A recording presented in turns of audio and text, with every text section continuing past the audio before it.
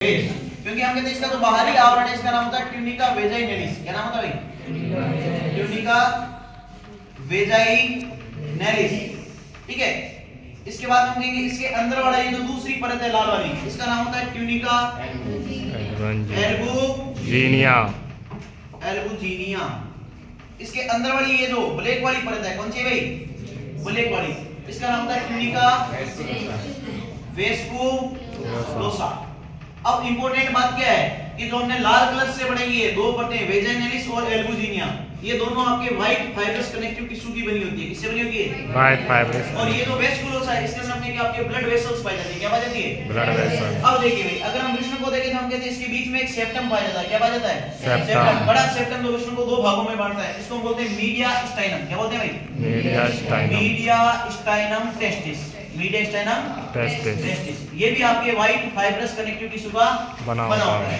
अब हम कहते हैं कि हमारे वृष्ण के अंदर कई पालियां होती है, कई कक्ष होते हैं। क्या होते हैं भाई? कई कक्ष होते हैं जिनको हम कहते हैं वृष्ण पालिकाएं। क्या कहते हैं भाई? वृषण पालिका। और एनसीईआरटी कितने बताती है? 250। कितने बताती है भाई? 250। और रियलिटी में आप एमबीबीएस में जाओगे तो वहां पे पढ़ोगे 200 से 400। कितने भाई? 200 से 400। 200 से 400। तो हमने कह दिया ये है अपने सेप्टम। क्या है भाई? सेप्टम। इनको हम बोलते हैं टेस्टिकुलर सेप्टा। क्या बोलते हैं भाई? Testicular septa. ठीक है भाई, ये हो गया आपका वृष्ण लोब। क्या हो गया भाई? वृष्ण पालिका या टेस्टिकुलर लोब्यूल। इसको क्या बोलते हैं? Testicular lobule. ठीक है, हम कहते हैं एक वृष्ण पालिका के अंदर 1 से लेकर 3 शुक्रजननी नलिकाएं होती है, सेमिनिफेरस ट्यूब्यूल होती है। कितनी होती है? 1 से 3। तो ये लीजिए भाई, ये अति कुंडलित होती है। कैसे होती है भाई? अति कुंडलित। ये लीजिए भाई, हमने 3 बना दी सेमिनिफेरस नलिका हर एक में।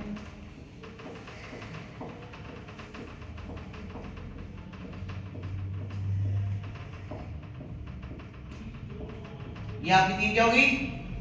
सेमिनिफेरस नलिका। सेमिनिफेरस नलिकाओं के बारे में एक बात ध्यान रखिएगा, ये इनका एक सिरा तो बंद होता है और दूसरा सिरा खुला होता है। और ये जो खुला वाला सिरा है ये हम कहेंगे आगे जाकर एक संयुग्मित सी संरचना बनाता है, जिसके अंदर हम कहते हैं 10 से 15 संरचनाएं बनती है, जिनको हम बोलते हैं टेस्टिस रेक्टाई। क्या बोलते हैं भाई? Testis recti. टेस्टिस रेक्टाई या ट्यूबुलर रेक्टाई। क्या बोलते हैं भाई? Tubular recti. रेक्टाई ये होती है लगभग 20 से 30। कितनी होती है? 20 से 30। तो ये लीजिए भाई,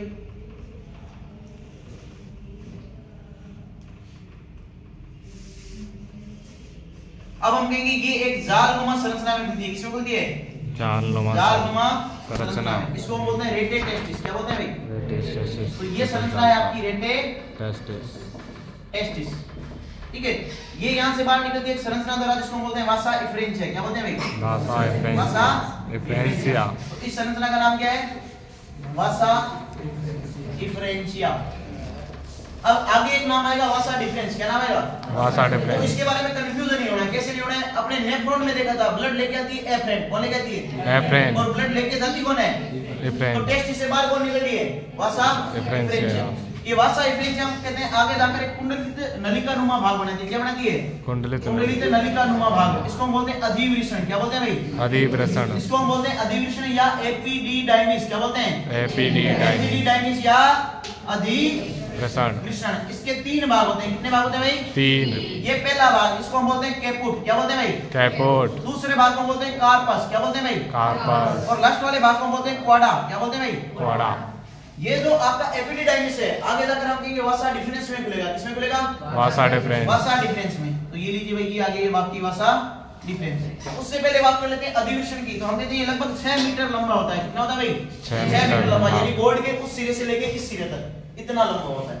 ठीक है, अब हम बात करें वासा डिफरेंस की। तो वासा डिफरेंस हम कहेंगे आपके स्क्रोटम से निकलेगी, क्योंकि जब आपको कल पढ़ाया था स्पर्मेटिक कॉर्ड। क्या पढ़ाया था? Spermatic cord. वहां पर बताया था कि इससे क्या निकलता है? धमनी, सिरा, तंत्रिका, लिम्फ वेसल और साथ में वासा डिफरेंस। अब देखिए, अब अपनी एनसीईआरटी जो डायग्राम दे रही है, क्या वो सामने से या पीछे से? वो पीछे से, क्योंकि अपने जो शुक्राशय वगैरह है वो हमेशा यूरिनरी ब्लैडर के जो अपना मूत्राशय उसके बैक साइड में होते हैं, उसके पोस्ट में होते हैं। कहां होते हैं भाई? उसके पोस्टीरियर रीजन में, उसके डोर्सल व्यू में। कहां पर है? डोर्सल में। तो हम क्या करते हैं, यहाँ पर एक बना लेते हैं यूरिनरी ब्लैडर। क्या बना लेते हैं भाई? Urinary bladder. यहाँ पर हम कहते हैं होती है मूत्रवाहिनी। क्या होती है भाई? मूत्रवाहिनी। मूत्रवाहिनी होती है इसको हम बोलते हैं यूरेटर। क्या बोलते हैं भाई? यूरेटर। हम कहते हैं कि इस यूरेटर के ऊपर जाकर एक लूप बनाती है। क्या बनाती है भाई?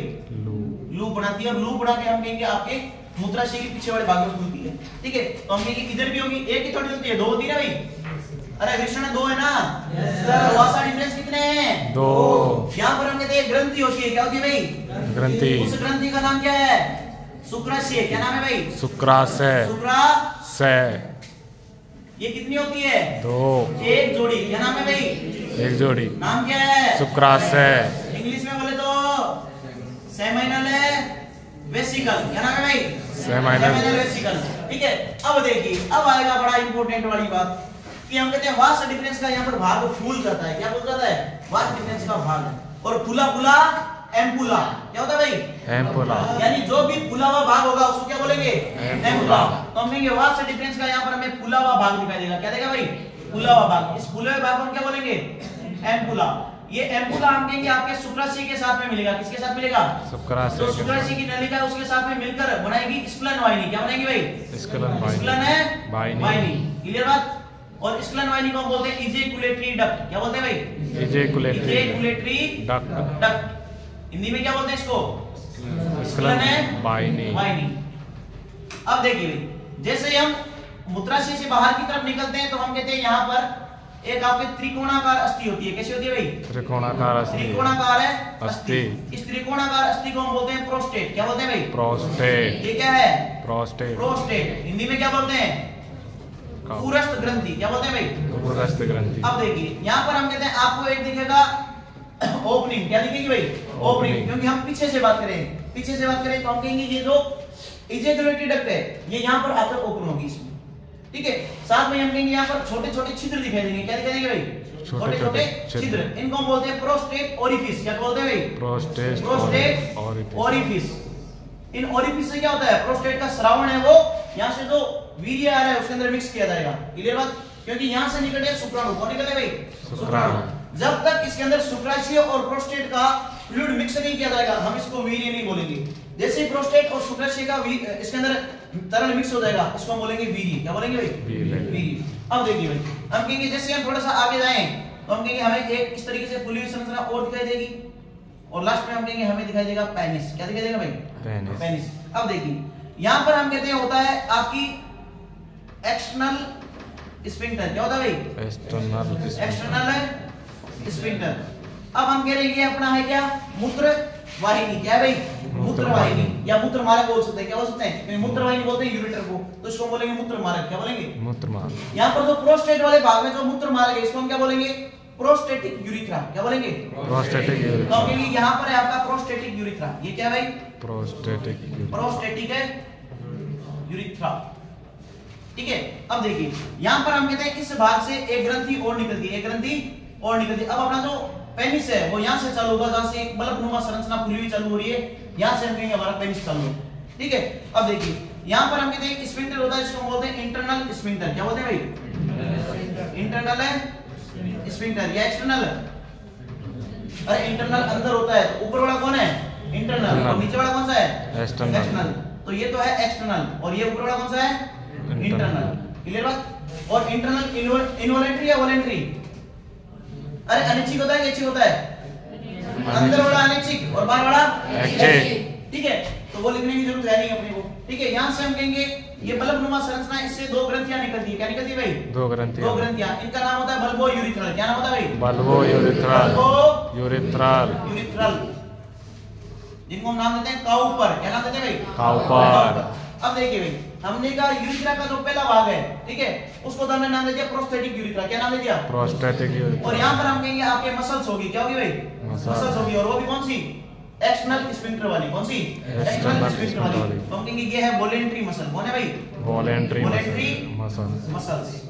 अब देखिए हमने कहा यहाँ पर तो है प्रोस्टेटिक यूरिथ्रा और यहाँ पर कौन सा होगा? हम कहेंगे मेम्ब्रेनस यूरिथ्रा। कौन सा होगा भाई? मेम्ब्रेनस। इस भाग को हम बोलते हैं मेम्ब्रेनस यूरिथ्रा। इसकी अगर कोई पूछे लंबाई कितनी होती है तो आप कहोगे 1 से 2 सेंटीमीटर। कितनी होती है भाई? 1 से 2 सेंटीमीटर। और जो प्रोस्टेटिक यूरिथ्रा होती है इसकी लंबाई होती है 2 से 3 सेंटीमीटर। कितनी भाई? 2 से 3। अब देखिए, अब हम कहेंगे अब आ गया अपना पिनाइल यूरिथ्रा, यानी जो अपने पेनिस के अंदर वाला है, जो टेस्टिसन के वाला भाग है उसको बोलते हैं पिनाइल यूरिथ्रा। क्या बोलते हैं भाई? अब इससे पहले का यहाँ पर हम कह रहे हैं भाग तो ये सीसन का ही है, मूत्र मार्ग का ही है, लेकिन ये हमें बाहर दिखता नहीं है, ये शरीर के अंदर रहता है और ये शरीर के बाहर वाला भाग है। हम कहते हैं स्पेनिश का जो आगे वाला भाग है, स्पेनिश का आगे वाला भाग है वो हम कहते हैं इस तरीके से फूला हुआ होता है। क्या होता है भाई? फूला हुआ। और इसके अंदर हम कहते हैं एक छिद्र होता है, इस छिद्र को हम बोलते हैं मूत्राशय मुख। क्या बोलते हैं भाई? मूत्राशय मुख, या इसको बोलते हैं यूरिथ्रल मिएटस। क्या बोलते हैं भाई? Urethral meatus. हम कहते हैं यहाँ से जनन वाले चीज भी निकलती है, यानी शुक्राणु भी निकलते हैं और साथ में मूत्र भी निकलता है, इसलिए हम इस भाग को बोल सकते हैं यूरोजेनेटल। क्या बोल सकते हैं भाई? यूरोजेनेटल मिएटस। क्या बोल सकते हैं? यूरोजेनेटल मिएटस। अब हम कहते हैं इसका आगे का भाग खुला हुआ है, इसको हम बोलते हैं ग्लांस पेनिस। क्या बोलते हैं भाई? Glans penis. अब देखिए भाई, हम कहते हैं इसके ऊपर एक त्वचा का आवरण होता है। क्या होता है भाई? त्वचा का आवरण। तो मुझे रेड मार्कर से बना रहा हूं, वो देखिए, ये त्वचा का आवरण।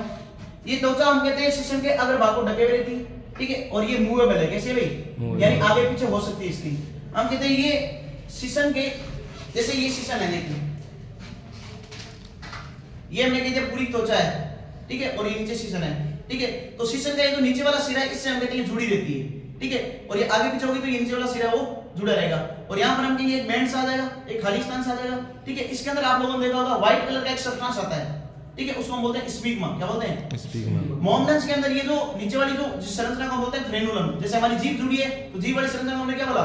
फ्रेनुलम।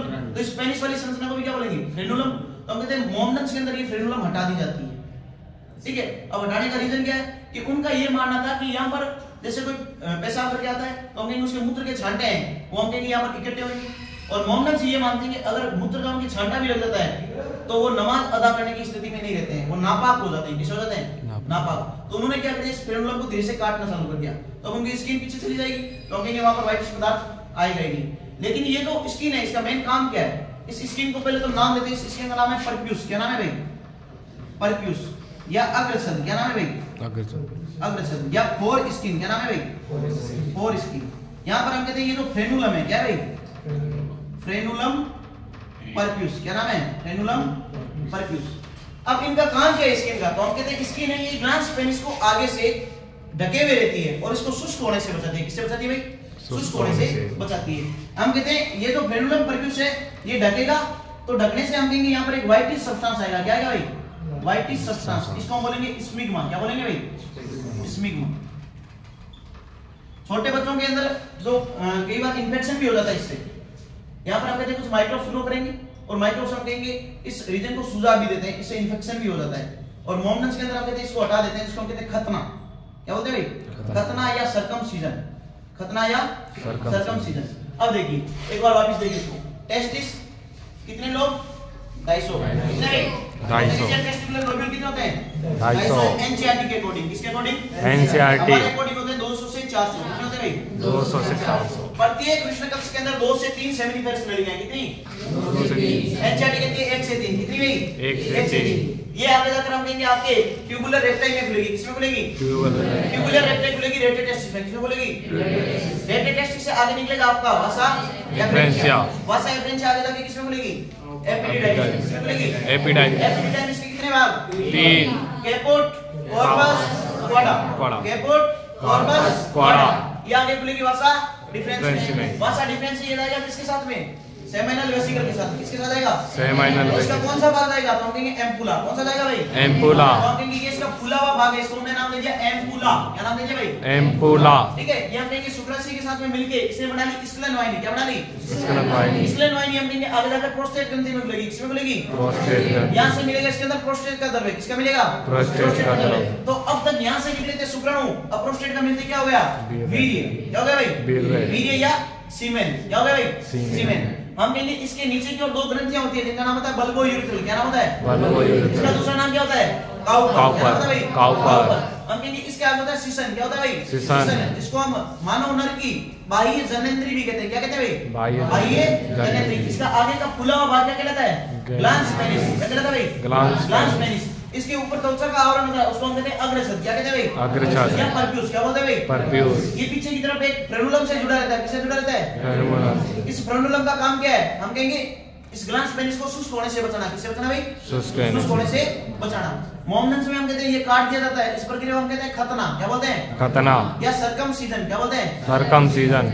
आप लोगों ने एड देख रखा होगा, उसको एक छोटे बच्चे कहते हैं देख बेटा वो चिड़िया, नहीं मैं नहीं देखूंगा, तू मेरी नीचे चिड़िया काट देगा।